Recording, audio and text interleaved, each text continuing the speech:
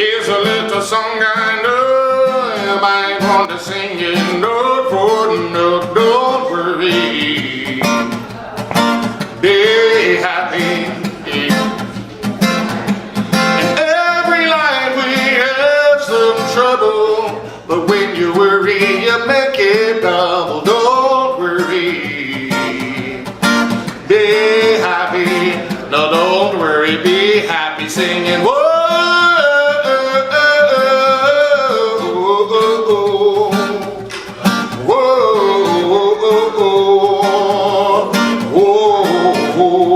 Now y'all sing that part with me right there. We said, oh,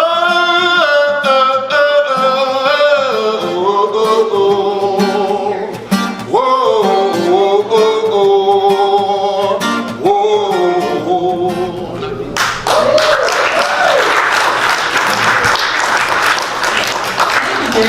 yeah, we are here to create a movement grounded in love and kindness that transforms us, our community, and the world. That's what we're here to do. If you haven't been here before, welcome. That's our song. That's our what do you call it? Mission. That's our vision, even too. We are here to create a movement first in our own selves, because that's where all movement starts. By the way. You know, just like Thich Nhat Hanh said, Tay says, peace in me, peace in the world. That's the way it works. It doesn't work the other way around. So we're here to create a movement, first of all in myself, grounded in love and kindness that transforms us, our community, and the world. Can we say that together? We are here to create a movement grounded in love and kindness that transforms us, our community, and the world. That's it. That's it. You know it.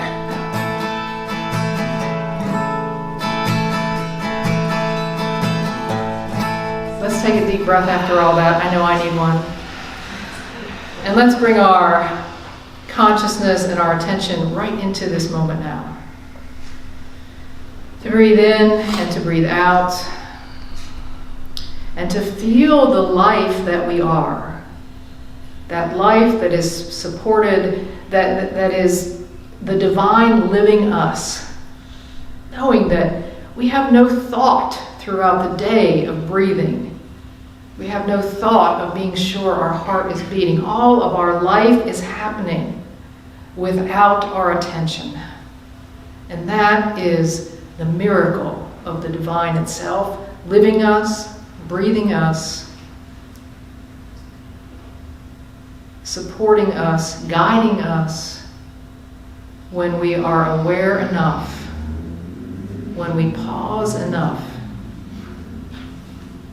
when we recognize the miracle of our life, the life of every living being,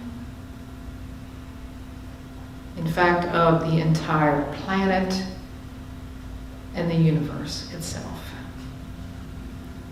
For this we are grateful, and so it is. Amen.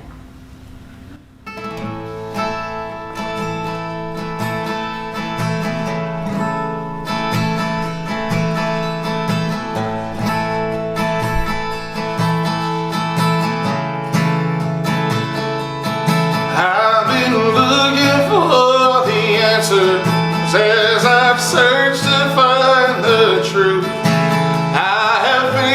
Opposition, I was made a fool of too. They had made me out to be a man against their rights. As I bathed in inquisition, still I would not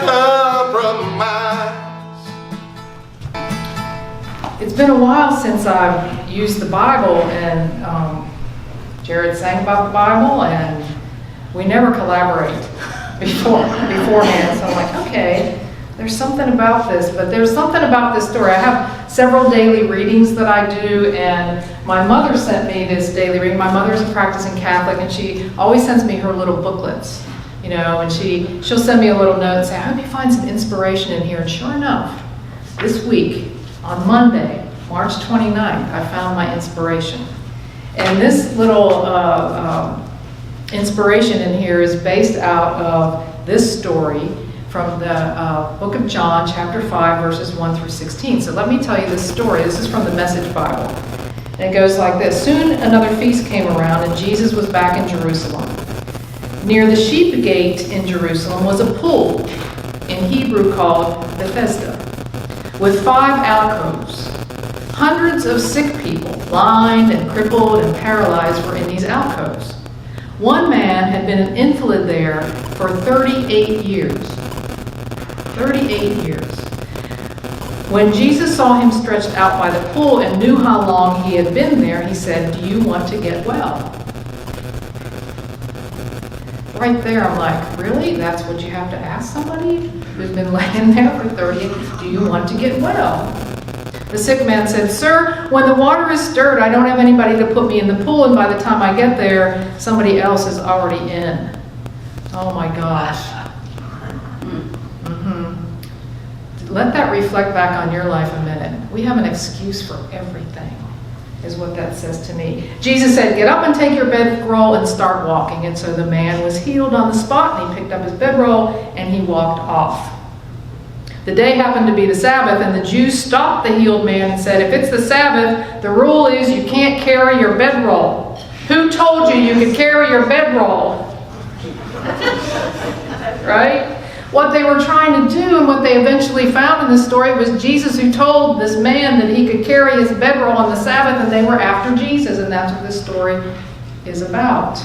Even here it says, even on the Sabbath is the name of this story. But you know, the most critical line in this story is what inspired the writer of this inspiration in this book. And here's what she said. "It always struck me as a silly question, this question, do you want to be well?" Like, of course he wanted to be well, right? Why wouldn't he want to be well? But so much would change if he was healed. He'd been sick for 38 years, begging for 38 years, part of a crew of outcasts for 38 years. If he was healed, who would he be? How would he live? Who would love him? Being healed was going to be hard, even if the healing itself took place in the blink of an eye. Do you hear that? It would change everything. It would change everything, is what this reader opened up to me. Like, to be well would change everything. And here's what I think about stories in the Bible. Like, it's not just something that happened a long time ago. It might have, my greatest Bible teacher ever said to me, it may have happened, it may not have happened, but the story is true. Like, there's something there. There's something there. There's something about that I can use today. Like, there's something about that. That's what makes a master teacher a master teacher. It's like there are levels and there are layers to their teachings. Like, it's not just about the physical thing. It's about, do you want to be well? Like, I want to focus on that part of the story. The do you want to be well part of the story. Because that's what masters did. It wasn't just about one thing. It wasn't just about one thing. You know, Jesus didn't say either, well, do you pray every day? What religion are you? Do you practice religion? Do you treat everybody kindly? Like, he wasn't asking a bunch of, he didn't even say, do you want to be able to get up and walk? Do you want to be reunited with your family? Like, he didn't ask all these questions that sometimes we want to ask when we want someone to justify their worth. Jesus didn't say anything about any of that. He just said, do you want to be well? That was his only question. That was his only question. Think about that for a minute. Not a bunch of rules. Not a bunch of questions about your worthiness. But do you want to be well? And I think, and you can think whatever you want. You know, I just telling Renee today about a book she's reading. I was like, you know, the pieces you don't understand or that you're not ready to hear, well, skip over them. You know? Or if there's a word that makes different sense there, cross that word out and put that word in. Because the idea here is for me to use this to improve my life. And what I think Jesus is saying in there is the inward life and the outward life need to be one life.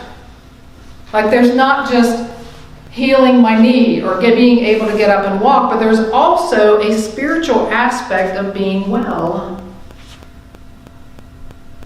And I think that's what he's asking us to consider here. Not do you want to be healed, but do you want to be well? Do you want to be well? There's a difference, isn't there? Are you feeling that? I'm feeling that. And I think really, like I said, he's talking about the inner and outer life being one. Because we think we have different pieces of our life. We have our work life, and we have our play life, and we have our prayer life, and we have our vacation life, and then we have our back to work life. No. We really don't. We have one life. That's it. We may call it mind, body, spirit, or mind, body, soul, but it's not those different things. That's the mystery of the Trinity, as it were in the Catholic religion, Father, Son, and Holy Ghost. I remember learning that as a kid thinking, hasn't somebody figured this out yet? This mystery thing? Like, you're just supposed to believe in the mystery? Well, yeah. Yes, I'm all this, but there's only one life. There's only one life. Let me read from another reading that I do from a book called Journey with the Master. It says, the value in these kind of lessons lies in the fact that they pertain not only to the inner life and its attainments, but likewise to your daily living among your fellow man. See, this just doesn't happen on Sundays, or when you're on the cushion, or when you're in your yoga class, or when you're doing the thing that makes you happy, but in the daily living among everyone. The two lives that we have, the inner and outer life, shall be made one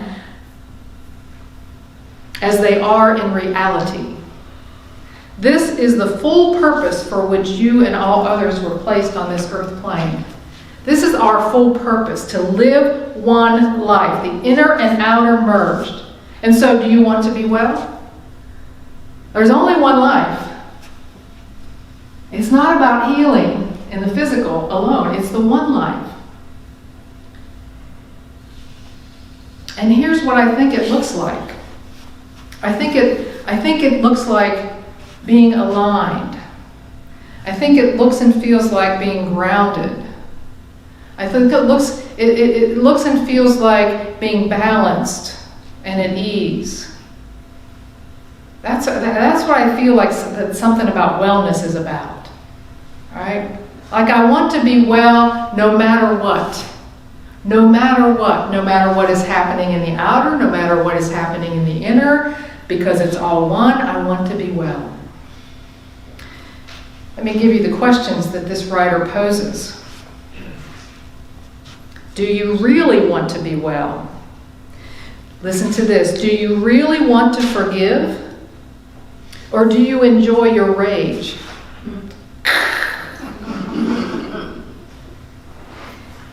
Do you really want to be generous? Or do you just want to stop feeling guilty? Zing. Do you really want to be free from addiction, from prejudice, from self-pity? To be well is going to take work. It's going to have consequences. Are you willing to acknowledge the suffering you've caused? Are you ready to be made new, even if becoming well changes everything? The first thing I thought of when I read those questions, I'm going to read a few more that I've come up with, is people who successfully use the 12-step program. People in 12-step, they are leaving the life that they know behind, done. Friends, possibly family, just everything. Because they're saying, I want to be well. I want to be well. That is an amazing step. I think those of us who haven't been in the 12-step program maybe don't even understand a smidge of it. Not even a smidge of what that must be like. To leave behind. But that's what it takes to be well. That's what it takes to be well. When Renee and I first went to Unity Church, we did a 12-step program called by Stretton Smith, the 4T Prosperity Program, and he used the 12 steps, and he said, these are the steps to free yourselves from lack and limitation. This is how you do it. And the first step, he said, if you have to swallow frogs, this is an East Texas or a West Texas saying, if you got to eat a bunch of frogs, you might as well eat the biggest one first.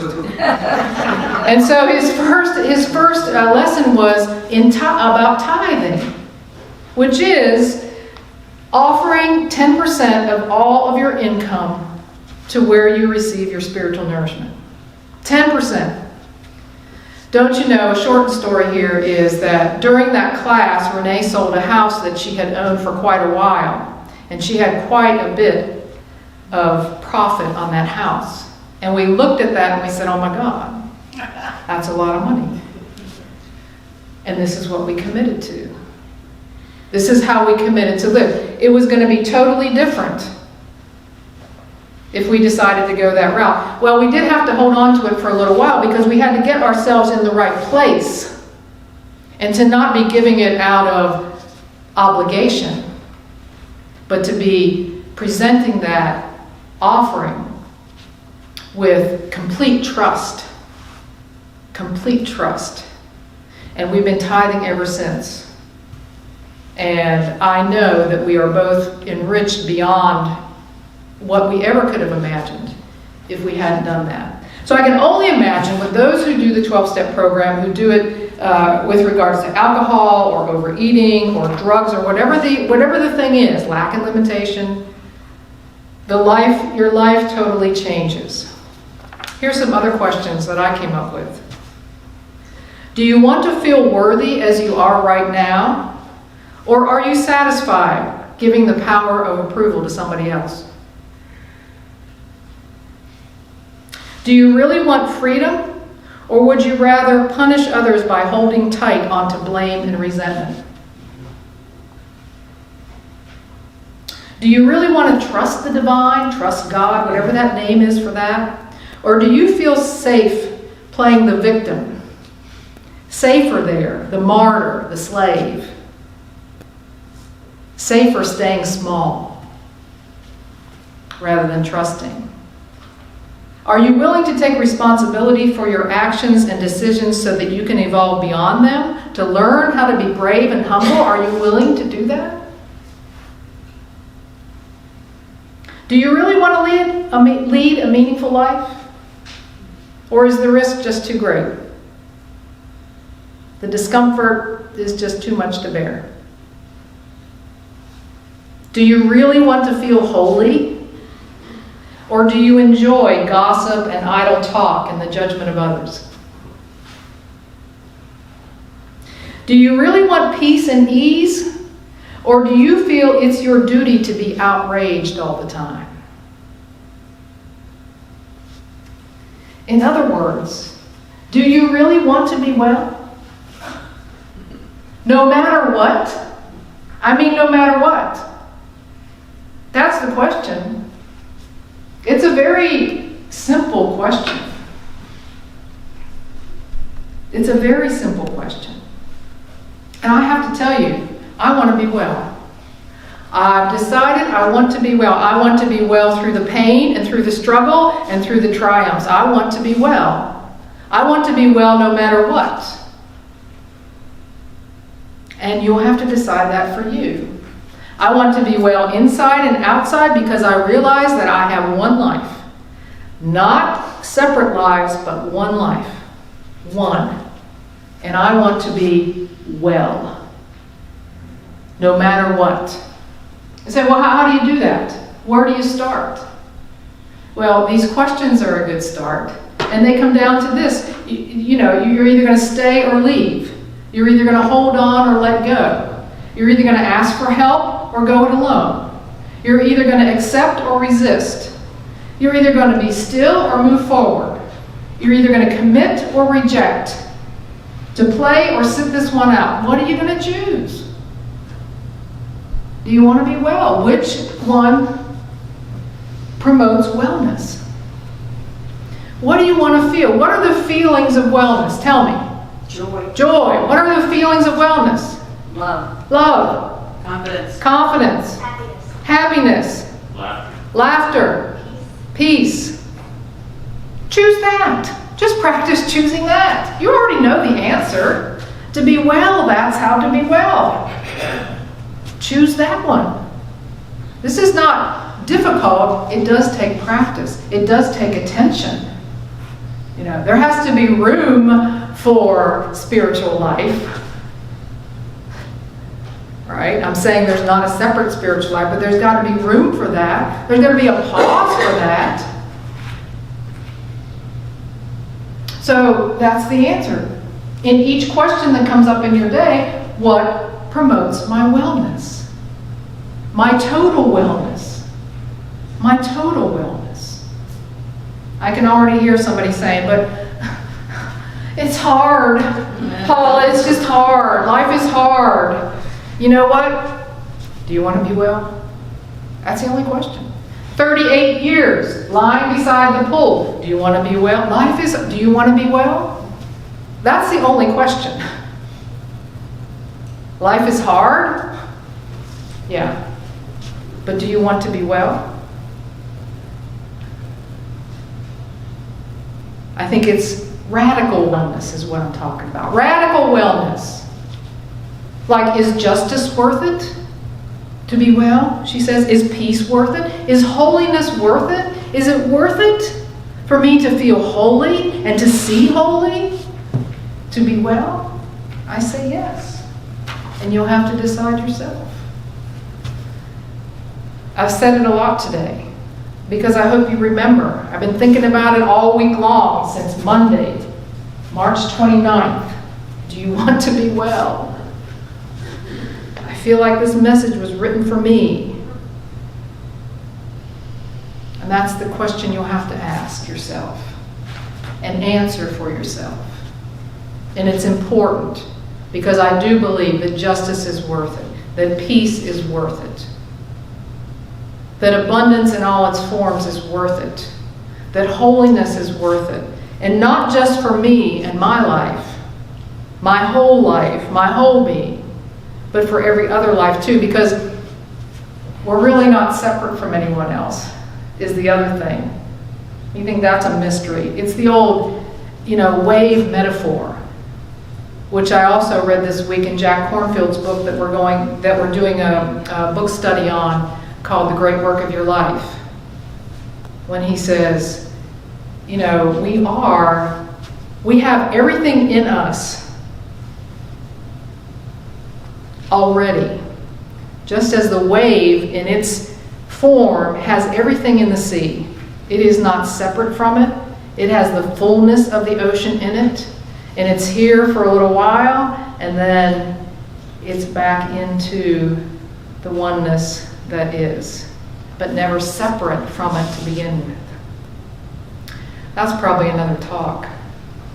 So I'm going to stop here and give us a chance to sit in meditation for a while and ask ourselves the question, do I really want to be well? Do I really want to be well? Is there anything getting in the way of my own wellness? Should I release or hold on? Should I let go or hold on? Should I move forward or should I stand still? What is it? How is it that I should act? What is it that I want to feel? To be well, no matter what. For these few moments together in this meditation time.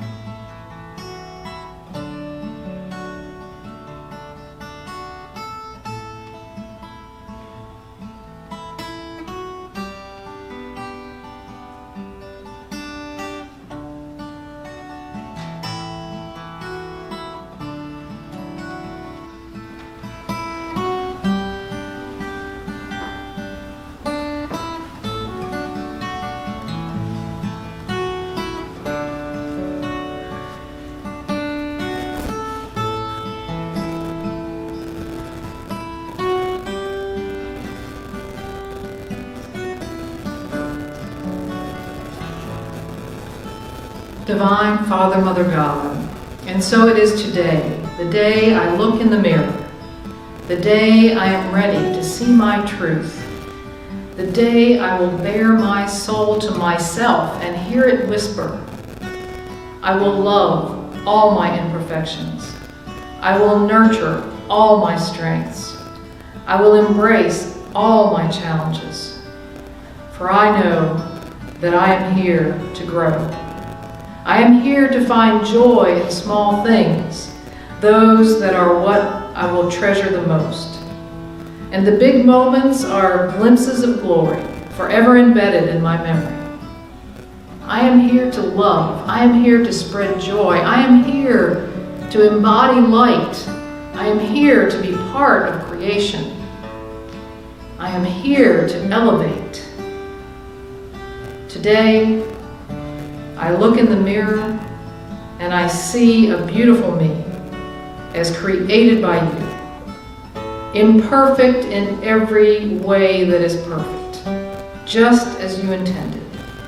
Lovely, magnificent, me, divinely woven from love, with grace, always and forever, me. Amen.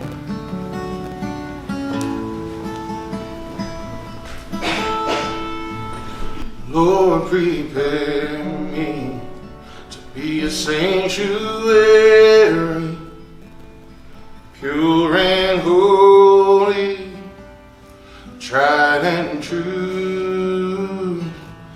With thanksgiving, I'll be a living sanctuary for you. Lord, prepare me to be a sanctuary, pure and holy, tried and true. And with thanksgiving, I'll be a living sanctuary. It's going to take some work. It's going to take some attention. It's going to change your life. It's going to change my life. Make it one life, all the time, no matter what. I want to be holy. I want to be holy. Not above, I want to walk in holiness all the time. With you. With us all. Yeah. So let's close with this closing prayer together, right? May I be filled with loving kindness. May I be well. May I be peaceful and at ease. May I be happy. May all beings be filled with loving kindness. May all be well. May all be peaceful and at ease. May all be happy. Until next time, yes? Yes. Prepare me to be a sanctuary, pure and holy, tried and true. With thanksgiving,